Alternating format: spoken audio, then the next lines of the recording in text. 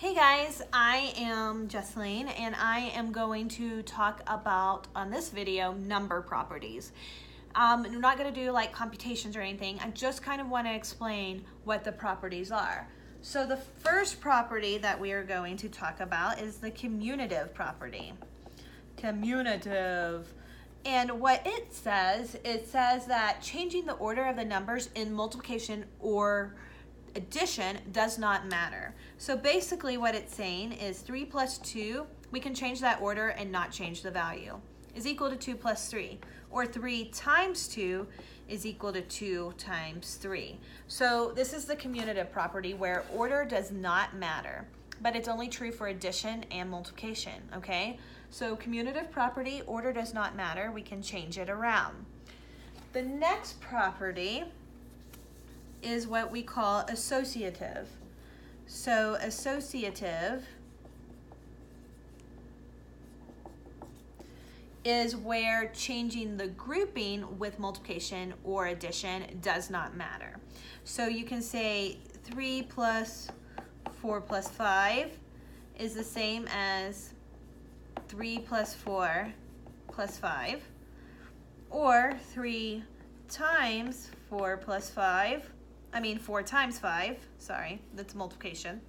4 times 5 is equal to 3 plus 4 times 5. So associative says, you see where I changed the grouping? Here I was with 4 and 5, and then over here I grouped 3 and 4. Okay, and it doesn't matter. It's going to give us the same result. Okay, so I can change the grouping, but with all addition or all multiplication. That's associative property. The next property is distributive, and this is one that you use a lot in math. Distributive property. What it says multiplication distributes over the addition. What that means is, I'm going to use variables right now. If I have A on the outside times B plus C, I can take this A and distribute it to the B. So A times B, use that operation of addition, and then A times C. So I can distribute it out. Let's give you another example with numbers. So the number on the outside, 3, 2 plus 5. Yes, I know order of operations, you're supposed to do what's in parentheses, but we're going to try to do distributive property because it actually works too. So 3 times 2, you distribute that 3 out to everything within the parentheses. And then 3 times 5. Okay, and you take the operation that's in the parentheses. So in this case, 3 times 2 is 6. 6 plus 3 times 5 is 15. 6 plus 15 is 21. And you know 2 plus 5 is 7. 7 times 3 is 21. So it works out. This is distributive property. So let's do another one with a variable. So if we had a variable in the parentheses, kind of like this, 2 times x plus 10. So you would distribute this 2 out to the x and also to the 10. 2 times x is just 2x. Take the operation, and then 2 times 10 is 20. And you wouldn't be able to do anything else with that because they're unlike terms. Okay, so that's distributive property. The next property, and a lot of people don't get into these properties that I'm going to describe next. You know commutative, associative, and distributive. They're everywhere. But the additive identity property,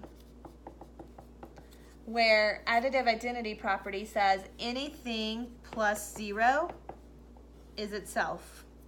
Okay? Anything plus 0 is itself. That is the additive identity property. Anything plus 0 is itself.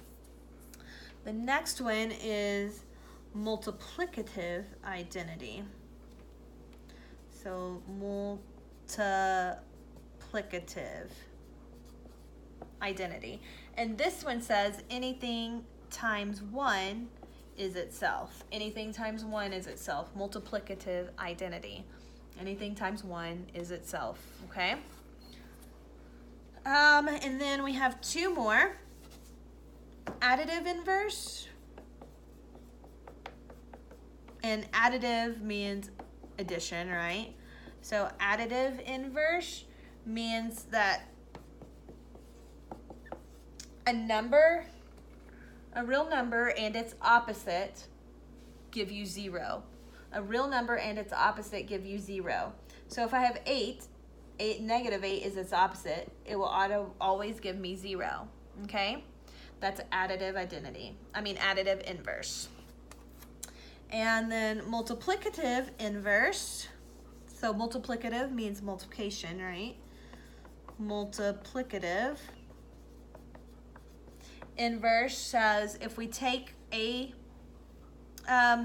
number and we multiply it by its reciprocal, so like 2, its reciprocal, because you can write 2 over 1, right, as a fraction, so its reciprocal is 1 over 2. You just flip it. It will always give you 1. Okay, so if we have a fraction, 2/3, and we multiply it by its reciprocal, where we just flip the fraction, it will always give you 1. Because look, 2 times 3 is 6, 3 times 2 is 6, 6 over 6, 6 over 6 equals 1, right? So multiplicative inverse says if you take a number and multiply it by its reciprocal, then it will always give you the answer of 1. And that, my friends, is the number properties explained. Thank you for joining.